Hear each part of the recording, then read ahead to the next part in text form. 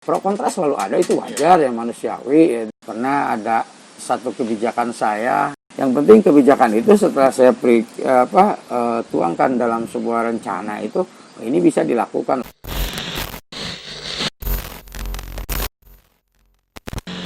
Selanjutnya Pak, di sini saya ingin bertanya terkaitkan sekarang lagi isu-isu wabah virus corona ya Pak ya, yang sangat menggamparkan lah berbagai belahan penjuru dunia sampai dengan ke Nusantara kita ini.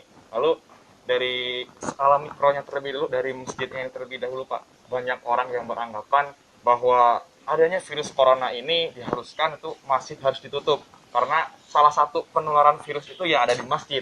Tapi ada juga yang beranggapan bahwasannya masjid itu pasti tempat yang bakal dilindungi. Nah, tanggapan Bapak itu sebagai selaku ketua DKM itu seperti apa sih Pak menanggapinya itu? Ya ibarat buah si malakalma ya, kalau melihat dari kacamata ya protokol kesehatan yang dicanangkan oleh pemerintah, tapi juga kita dari satu sisi memiliki satu akidah ya, satu keyakinan. Di sini memang ada dua hal yang mesti kita padukan. Nah, di satu sisi kita seolah-olah ketika masjid ditutup kok lebih takut sama corona gitu kan, dibandingkan dengan takut kepada Allah gitu loh. Di satu sisi bahwa secara syar'i tak kala misalkan kita ditimpa musibah, tentunya kita diwajibkan ya untuk berikhtiar ya sebisa mungkin mencegah wabah itu jangan sampai terdampak kepada kita sebagai umat muslim, apalagi misalkan ya secara keseluruhan yang akan menyebabkan sebuah kemudaratan yang lebih besar. Nah, tentunya keseimbangan itu juga harus kita cermati dengan seksama, dan sejatinya memang kita sebagai umat muslim tidak perlu takut terhadap apapun ya, karena di satu sisi kita memiliki keimanan yang bahwasanya kita hanya takut kepada Allah. Nah, kan tetapi ya kita dalam sebuah komunitas hidup tentunya kita juga berinteraksi satu sama lain, karena kemunculan wabah ini COVID-19 ini disinyalir terjadi ya begitu cepat dan masif. Jadi penularannya begitu hebat, dan tentunya ini antara orang per orang itu tentunya diwajibkan memiliki batasan-batasan yang memang untuk tujuannya untuk mencegah ya kita jangan sampai tertular ya COVID-19 ini. Ya itu ya. Jadi satu kondisi ya pemerintah dalam hal ini juga untuk melindungi rakyatnya juga harus ya mengeluarkan sebuah panduan dan aturan ya bagaimana supaya COVID ini tidak menyebar secara cepat kepada masyarakat. Ya salah satu caranya adalah dengan menghindari kerumunan ya. Nah, masjid ini ya karena seperti masjid kita Al Inayah ini kan kapasitasnya besar ya. Jadi kita di sholat Jumat, sholat tarawih kalau bulan Ramadan itu, sholat Id kalau misalkan Idul Fitri, Idul Adha itu bisa menampung jemaah sampai 2000 ya. 2000 jemaah, 2500 dengan halaman ini, bahkan di dalamnya saja kita bisa nampung 1300 jemaah. Tentunya ini bagian dari kekhawatiran karena kemungkinan ketika kita melaksanakan sholat di tengah pandemi kayak gitu, mungkin kita khawatirkan ya akan terjadi penularan gitu ya. Nah, caranya seperti apa? Tentunya kita padukan antara kepentingan peribadatan kita sebagai umat yang wajib harus terus melaksanakan ibadah kepada Allah. Terus kita juga harus melaksanakan tentunya ya himbauan-himbauan pemerintah. Maka ya beberapa kegiatan keagamaan setelah kita mengikuti atau mendasari kebijakan yang dikeluarkan oleh Majelis Ulama Indonesia, Kementerian Agama Republik Indonesia, bahwasanya harus menghindari kerumunan dalam sebuah peribadatan. Maka pada posisi tahap pandemi pertama ya yang terjadi pada bulan Maret sampai akhir Mei itu ya kita juga pada akhirnya membatasi ya. Jadi ibadah yang mengakibatkan kerumunan terlalu banyak orang, yang mendatangkan banyak orang seperti sholat Jumat di bulan Ramadan kemarin, sholat tarawih kita tiadakan, atau bukan ditiadakan, kita ganti dengan sholat zuhur di rumah masing-masing. Kalau sholat Jumat dan sholat taraweh ya silahkan di rumah masing-masing dengan anggota keluarganya. Akan tetapi untuk sholat-sholat wajib yang lainnya sejak awal juga tetap kita laksanakan dengan menerapkan ya protokol kesehatan pencegahan COVID-19. Salah satunya ya kita wajibkan kepada semua jemaah itu ya untuk membawa sajadah sendiri, wajib setiap masuk masjid untuk menggunakan masker, selalu cuci tangan dengan hand sanitizer yang kita siapkan. Masjid kita setiap hari kita sterilisasi, kita semprot dengan desinfektan baik dalam ruangannya maupun halamannya, dan sehari 2 kali itu kita bersihkan. Ya alhamdulillah di masjid kita dengan perlindungan Allah Subhanahu wa taala kita tetap ya aman ya, tetap daerah kita bisa melaksanakan peribadatan sebagaimana mestinya. Adapun anekdot itu tentang bagaimana mall dibuka apa segala macam gitu tapi masjid ditutup, nah itulah ya bagaimana kita mencermatinya ya. Kalau saya tentunya daripada saya pergi ke mall, lebih baik saya sholat di masjid gitu ya, karena saya tidak pernah membatasi selama masyarakat dan jamaah itu ya mengikuti ya protokol kesehatan sebagaimana yang kita terapkan itu, silakan ya kita masuk ke masjid, silakan sholat berjamaah. Tapi kalau misalkan ada yang datang tidak pakai masker, kebetulan stok masker di masjid sudah habis, maka kita tetap melarang ya. Melarang artinya bukan apa-apa selain untuk keselamatan dirinya juga ya, juga untuk keselamatan ya jemaah yang lainnya. Jadi mengenai hal-hal itu memang sejatinya kita cermati sebijak mungkin, karena toh ya menghindari wabah ya itu juga bagian dari kewajiban kita sebagai umat untuk berikhtiar. Jadi seimbangkan saja ya, masjid juga tidak perlu ditutup ya secara total. Ketika kita mampu menerapkan protokol kesehatan dan menjamin ya kebersihan dan sterilisasi masjid untuk semua jamaah, maka saya kira tidak perlu ditutup. Hanya saja mungkin yang akan mengakibatkan kerumunan-kerumunan dan mendatangkan jumlah umat yang begitu banyak seperti tabligh ya, pengajian-pengajian yang biasanya kita lakukan mengundang dari luar itu kita tiadakan ya. Dan alhamdulillah setelah ada surat edaran Menteri Agama tentang pembolehan untuk sholat Jumat ya sejak bulan akhir Mei kemarin ya, sejak minggu terakhir di bulan Mei itu kita sudah melaksanakan sholat Jumat kembali dengan membatasi hanya 30% ya jemaah. Jadi kita sholat Jumat yang biasanya di dalam saja ya bisa kita ketahui sampai ke lapangan kemana, yang penting ya jarak tetap kita jaga ya, physical distancing maupun social distancingnya kita terapkan. Berarti secara garis besarnya Masjid Al-Inayah ini selalu menjaga protokol kesehatan yang baik ya Pak ya? Ya kita terapkan dari semenjak ya instruksi dan himbauan dari Majelis Ulama Indonesia dan pemerintah langsung kita terapkan ya. Bahkan ada hal yang kemarin itu yang paling menyentuh hati saya sebagai ketua DKM ketika kita sudah menyiapkan akan melaksanakan sholat Idul Fitri. Ternyata pada PSBB kedua di wilayah kita itu Cibilu Hilir masih masuk ke kawasan zona kuning, maka dengan kolaborasi dan juga dengan kesepakatan dengan para ketua RW di lingkungan Komplek Bumi Harapan dan DKM-DKM lain, maka kita menyarankan dan pada akhirnya membuat sebuah himbauan kepada masyarakat bahwa kita tidak ya melaksanakan sholat Idul Fitri secara berjamaah di Masjid Al-Inayah dan masjid-masjid lain, tapi menggantinya dengan cara melaksanakan sholat Jumat di rumah masing-masing atau sholat Idul Fitri di rumah masing-masing ya. Saya kira itu juga bagian dari upaya kita bagaimana menghindari dan meminimalisir jangan sampai pada posisi kita melaksanakan kegiatan peribadatan ternyata ada yang suspek di lingkungan kita, maka itu juga bagian dari kerugian yang sangat besar buat lingkungan dan umat kita semua ya, insya Allah. Tapi dengan penerapan protokol kesehatan yang ketat seperti kita laksanakan di setiap sholat Jumat dan sholat wajib ya 5 waktu ya, hal-hal itu bisa kita hindari. Pandangan Bapak terkait hal yang serupa tadi.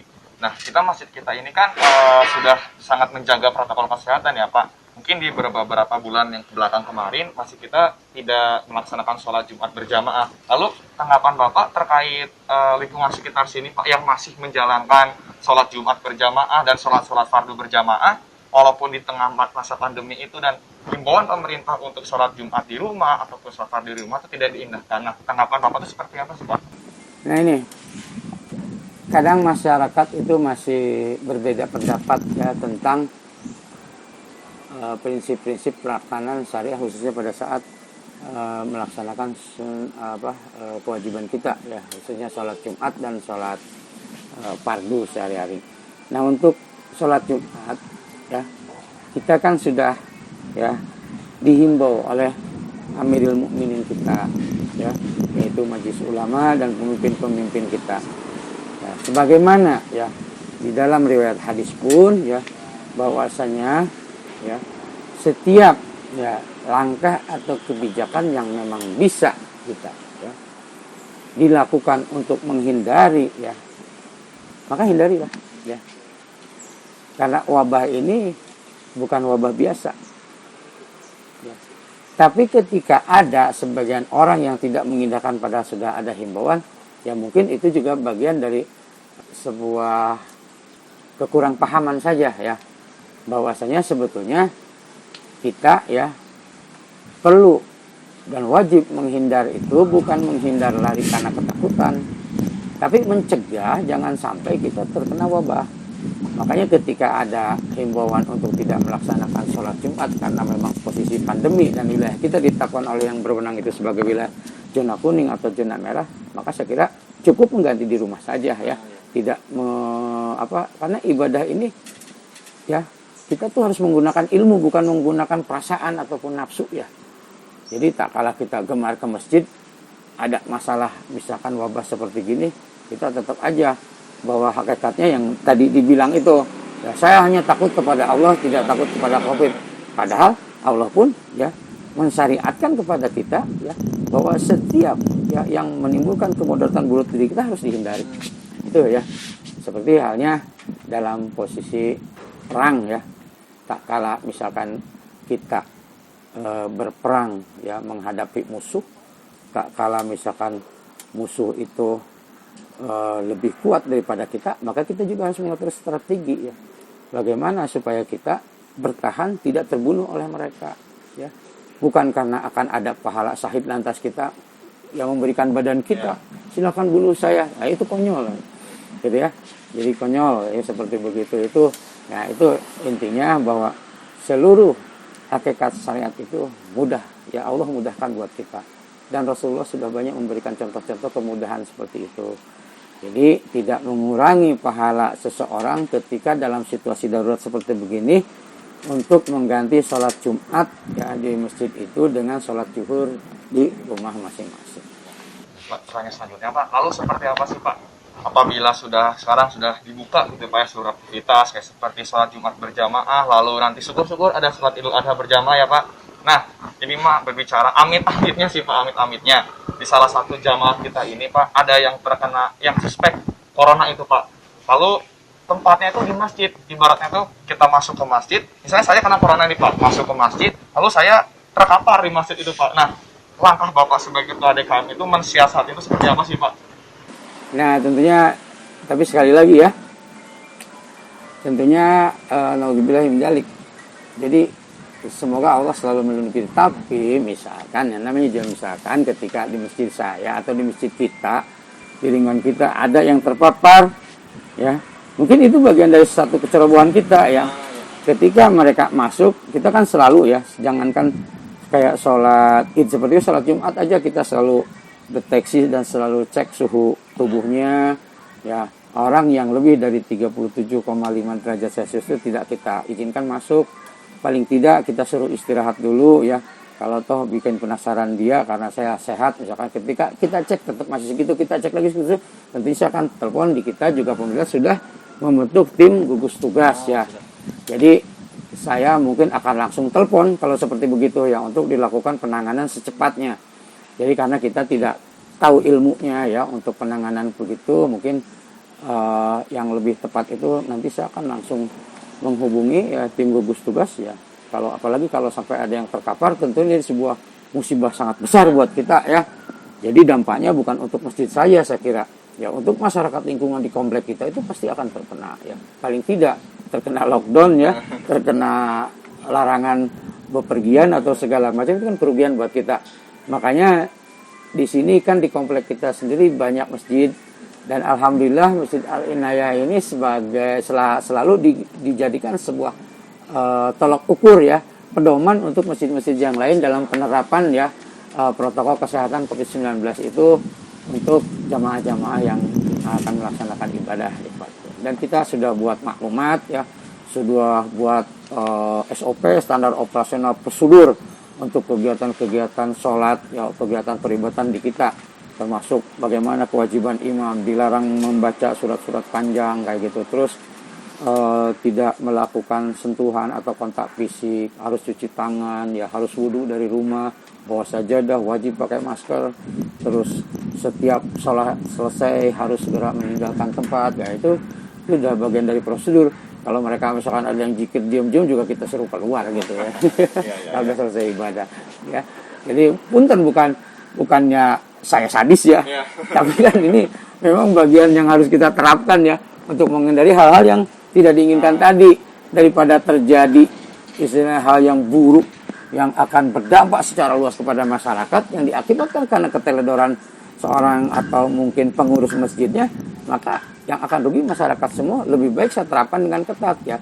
Makanya saya selalu menyampaikan kepada seluruh masyarakat dan jemaah pun, mohon untuk memaklumi dan untuk dipatuhi ya.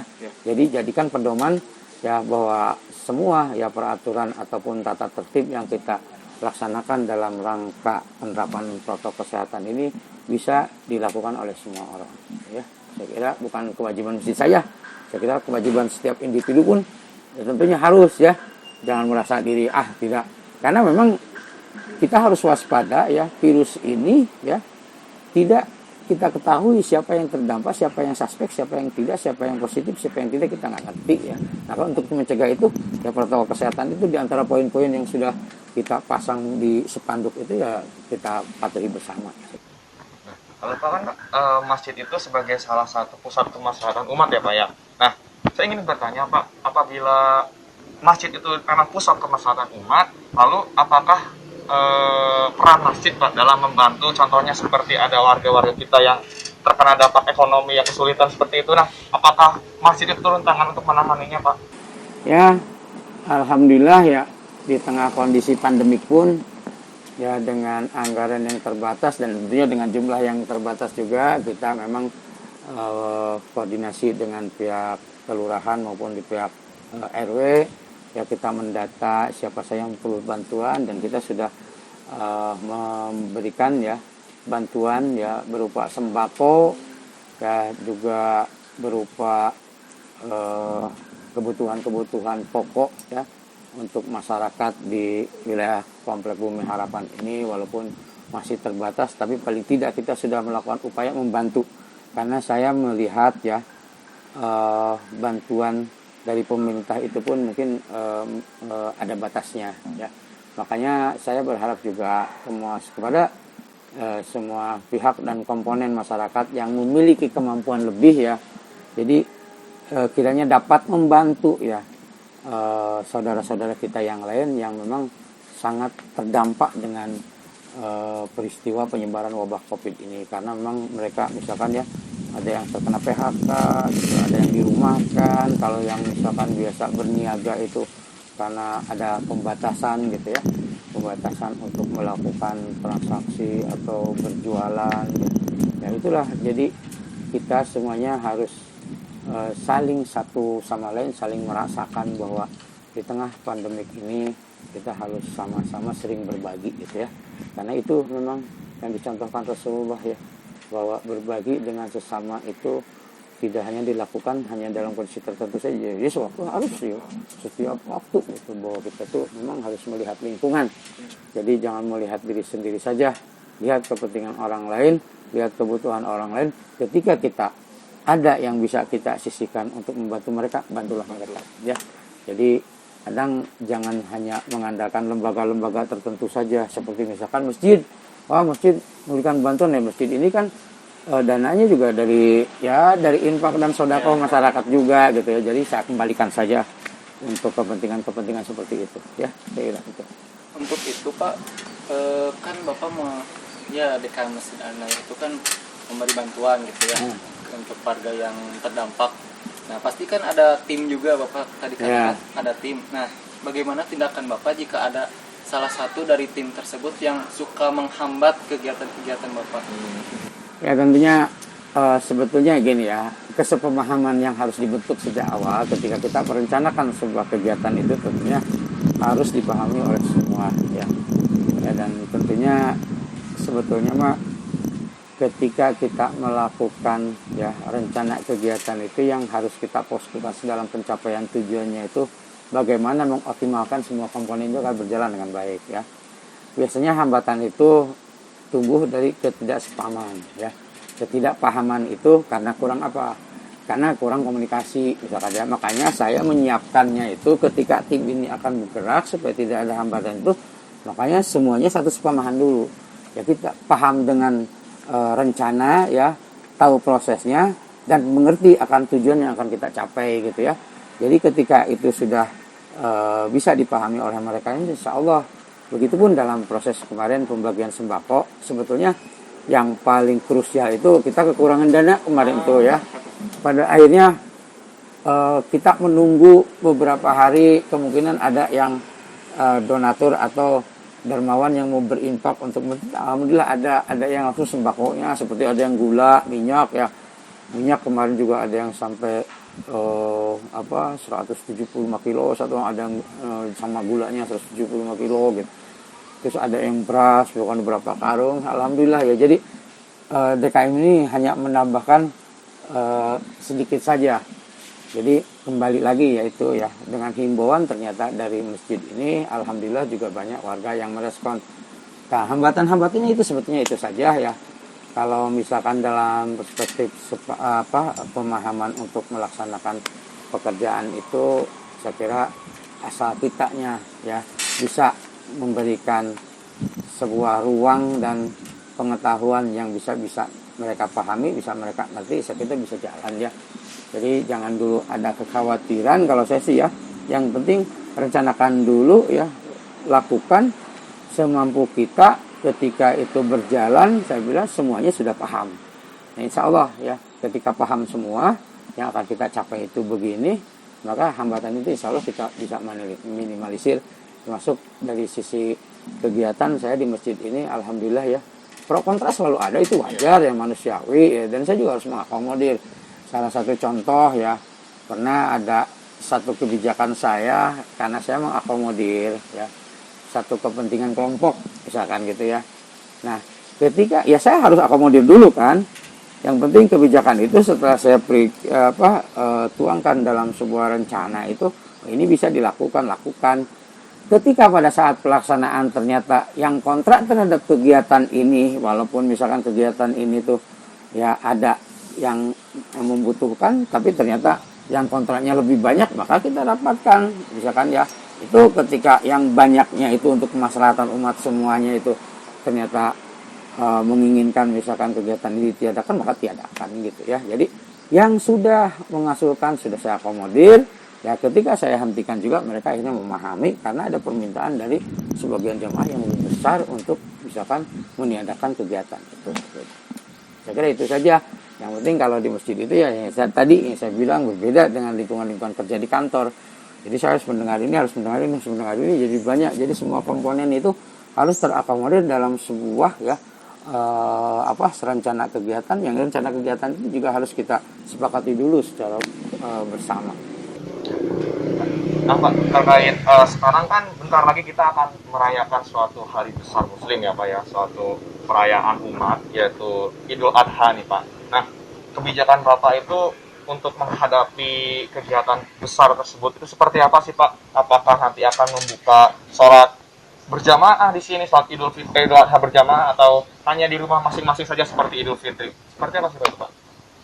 Jadi kita memang ini belum kita rapatkan rencananya, karena ini juga menyangkut masjid-masjid yang lain ya, yang ada di Komplek Bumi Harapan ini. Maka rencana minggu depan itu saya akan mengundang semua tokoh masyarakat, ketua RW dan para ketua DKM, para ketua panitia kurban itu ya untuk rapat di di sini di Masjid Al-Inayah ini ya tujuannya untuk menerapkan ya protokol kesehatan apabila ya kita melaksanakan event-event kegiatan seperti Idul Adha ini, termasuk dalam proses nanti prosesi pelaksanaan kurban ya, pelaksanaan salat Idul Fitri Idul Adha.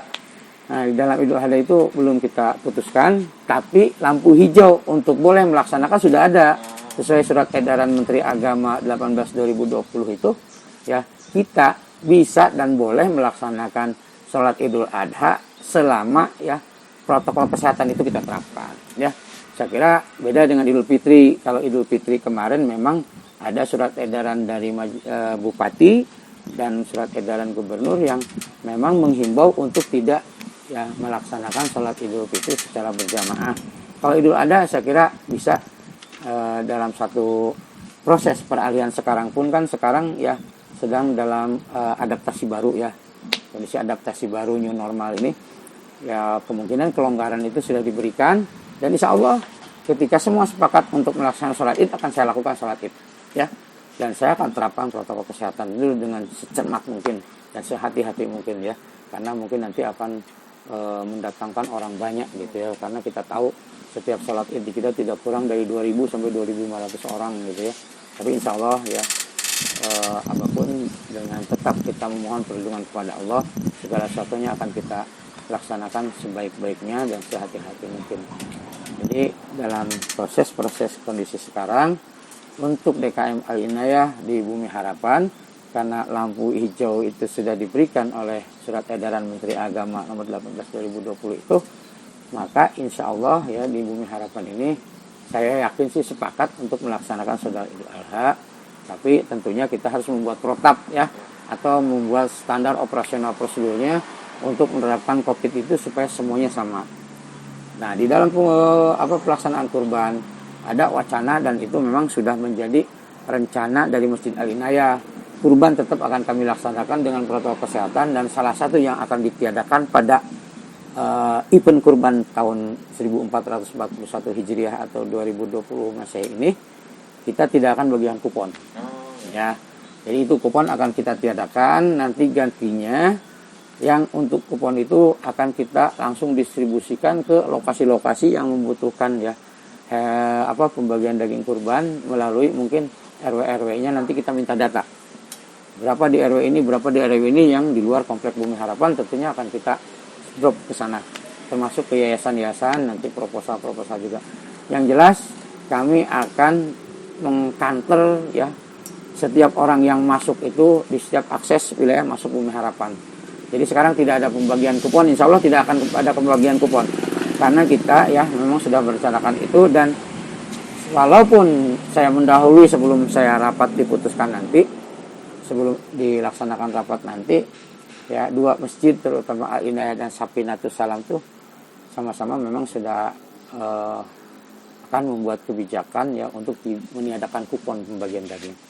Jadi kita akan drop keluar ya daging hewan kurbannya, dan orang akan kita larang untuk masuk ke Bumi Harapan ya, untuk menghindari kerumunan. Tentunya salah satu caranya yaitu ya, jadi kita tidak akan mengadakan kupon.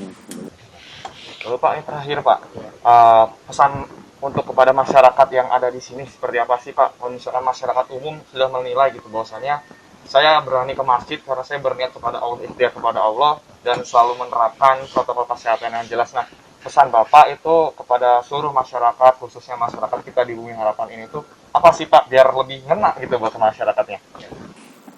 Tentunya ya pesan kami ya selaku pengelola dan pengurus masjid ini, seluruh masyarakat tuh ya bisa mengikuti ya seluruh protokol kesehatan yang telah ditetapkan oleh masjid kita akan ibadah. Jadi bukan hanya akan ibadah ke masjid saja sebetulnya ya. Jadi harapan kami tentunya masyarakat ya tetap waspada. Karena kita lihat ya saat ini ya di tengah ya fase memasuki ya keadaan normal baru itu ya, dalam posisi adaptasi new normal ini, ternyata ya suspek dan wabah penularan virus corona itu semakin tinggi.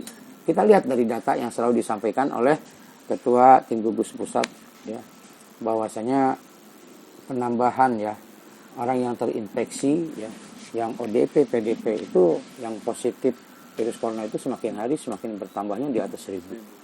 Ya makanya tetap kita waspada, dan kepada masyarakat pun tentunya saya menghimbau, berpesan ya, tetap ketika akan keluar rumah ya tetap menggunakan masker, gunakan protokol kesehatan. Jadi umat Islam itu kita ya yang sangat membantu mensucikan diri itu ada berwudu.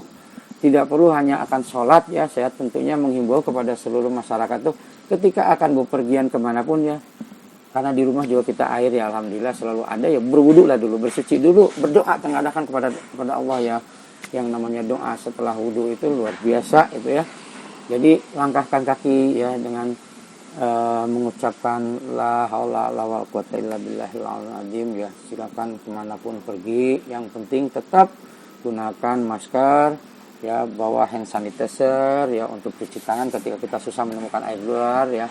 Terus kita hati-hati jangan terlalu berinteraksi terlalu dekat dengan orang, jaga ya physical dan social distancingnya kayak gitu. Insya Allah kita akan terhindar dari penularan wabah kayak gitu. Terus kalau kita tahu wilayah-wilayah yang berbahaya, yang masih zona merah, zona kuning, jangan kita mendatangi tempat kayak gitu ya, tempat-tempat seperti begitu ya.